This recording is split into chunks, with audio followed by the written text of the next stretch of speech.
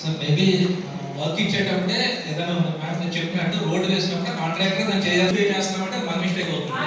So అటువంటి ఎవరైనా చేస్తుంటే కనుక ఎక్కడెక్కడైతే వర్క్స్ జరిగి దాన్ని క్లోజ్ చేయకుండా బిల్ చేసుకున్నా కాంట్రాక్టర్ పెడతాం సార్.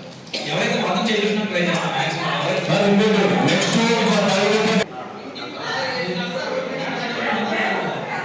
మనం చేద్దాం. వాళ్ళు ఏం లేమంటే వర్క్ చేస్తారు, వాళ్ళు ఏం లేమంటే వర్క్ చేస్తారు. చిన్న పని చేయండి సార్. ఎప్పుడైతే వీళ్ళు పని చేస్తున్నారో ఆ రోడ్డు మీద ఎంత వాళ్ళకి ఎస్టిమేట్ ఉంటుంది, రోడ్డు మీద ఎంత చేస్తారు అనేది ఆ డబ్బు మున్సిపాలిటీ కట్టిన తర్వాత ఆ పని చేయించాలి. గ్యారెంటీ ఉంటుంది సార్. మనం మీద వాడుతున్నాం, కామన్గా వాడతాం, అన్ని మన వర్క్స్లో పెడుతున్నాం సార్. బయట వాళ్ళతో చిన్న మాట ఏమంటే రోడ్ కటింగ్ ఛార్జ్ తీసుకునేటప్పుడు కులాయి కనెక్షన్ సెంట్రలైజ్ కాంట్రాక్ట్ చేస్తున్నామా, ఇండివిజువల్ మీరు కావాలంటే ఇవ్వండి సార్. మీరు రోడ్ కటింగ్ ఛార్జెస్ చేసుకుంటారు, ఎవరైతే కులాయి కనెక్షన్ చేసుకుంటారో వానికి రోడ్ కాంగ్రెస్ మీరు తీసుకోవద్దంటే ఇల్లు కట్టి నువ్వు ఆ రోడ్డు చేస్తే ఎప్పుడు అప్పుడే అయిపోతుంది.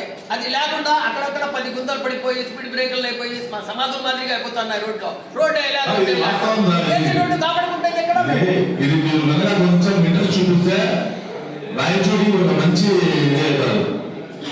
సరే సార్. ఇప్పుడు మనం ఎక్కడైనా రెక్టిఫై చేయిస్తాం సార్. సార్ ఒక చిన్న మాట చెప్పండి చూడండి. ఒక నిమిషం నీరు వదిలేవాడిని వాడు పిలుస్తారు, ఎవరు ఆ ఇంటి కొనరు, వాడు పోయి మీ సామాన్లు తెచ్చుకోండి అని చెప్పి పైపు అయినా కానీ వాళ్ళే తెప్పించుకుంటారు. అట్లాంటప్పుడు ఆ పిల్లోనే ఏం చేయాలి, ఖచ్చితంగా వస్తారు. జరుగుతానే ఉంటాయి. చేసుకుంటే ఇది ఒక మంచి పని చేస్తే బాగుండాలి. చేయిస్తాం సార్. Okay sir.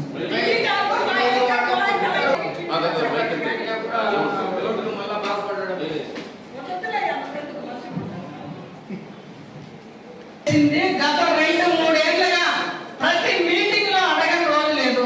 మీరు ఒకసారి మా ఊర్లో పనిచేస్తున్నారు స్వామి, ఒకసారి వచ్చి రోడ్లు విజిట్ చేయండి, ఎట్లున్నాయని తెలుస్తుంది. మేము ఇప్పుడు 15 ఏళ్ళుగా కౌన్సిలర్లుగా తెలుస్తూ కనీసం ఊర్లోకి దారి లేకుండా బతుకుతున్నామయ్యా. మేము ఎన్నిసార్లు చెప్పినాము ఈ గారు యూజీటీ వాళ్ళు పైపు తీసినాము, కనీసం దేవుడా మా ఊర్లోకి నీళ్లు లేవుయా,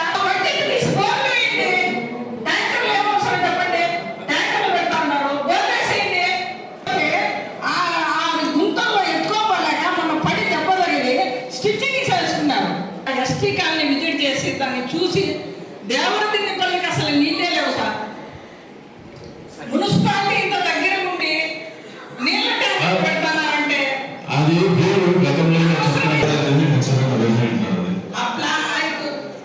ప్యాచీలు కూడా చూడండి సార్, చాలా దారుణంగా ఉన్నాయి ఎస్టీ కాలనీలో. అన్ని చెప్తాను సార్. ఒక నిమిషం.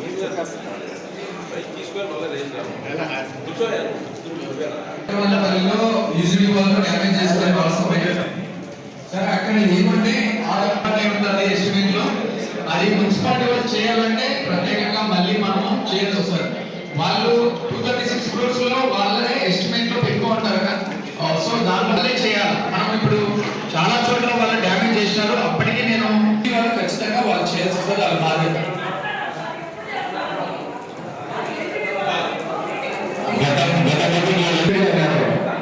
పిలిపించింది వాళ్ళని పిలిచి మళ్ళీ వేడ వచ్చింది వాడు.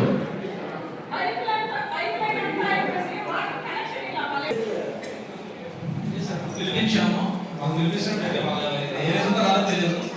వాళ్ళైతే కంటిన్యూ చేయడానికి యాక్సెప్ట్ చేస్తున్నారు. వాళ్ళైతే ట్రాన్సాక్షన్ పీరియడ్లో ఉన్నారు, మీరు చేద్దామా వద్దని కన్ఫ్యూజన్ ఉన్నారు. బట్ వాళ్ళకు గవర్నమెంట్ నుంచి ఒక ఇన్సూరెన్స్ వచ్చిందని మాకు ఇన్ఫర్మేషన్ సార్. మీ వర్క్ అయితే కంటిన్యూ అవుతుంది, వాళ్ళు వస్తారు, నెక్స్ట్ మీటింగ్ వస్తారు, వర్క్ అయితే జరుగుతుంది సార్. అంటే దాంతో పాటు అంటే ఎందుకు లేట్ అయింది అనేది కారణం మీకు తెలుసు, అందరికీ తెలుసు. కంటిన్యూ చేస్తున్నాం. కన్స్ట్రక్షన్ కంపెనీ హైదరాబాద్ వాసికి ఎత్తుకొచ్చి కాంట్రాక్ట్ వర్క్ ఇచ్చారు. దాదాపు 2022లో స్టార్ట్ చేశారు. అంటే 21 వర్క్ వచ్చింది. 236 కోట్ల రూపాయలు నిధులు. దాన్ని 300 కిలోమీటర్లు అండర్ గ్రౌండ్ డ్రైనేజ్ జరగాల్సింటే ఇంతవరకు కేవలం 50 కిలోమీటర్లు కానీ జరగలేదు. అంటే ఇక్కడ ఊరు కాంట్రాక్టర్లు లేరు.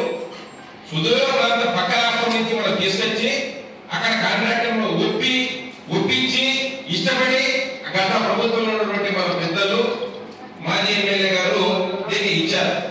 దాన్ని నత్తనగా నడుస్తుంది. అదేవిధంగానే మనకు 96 కోట్ల రూపాయల నిధులతో వాటర్ వర్క్స్ కానీ ఇచ్చారు. 5 ట్యాంకులు, ఇంతవరకు ట్యాంకులు కింద పిల్లర్ కానీ స్టార్ట్ చేయలేదు. అంటే ఏ స్థాయిలో ఎలాంటి వాళ్ళు తీసుకొచ్చి కాంట్రాక్ట్లు ఇచ్చారు?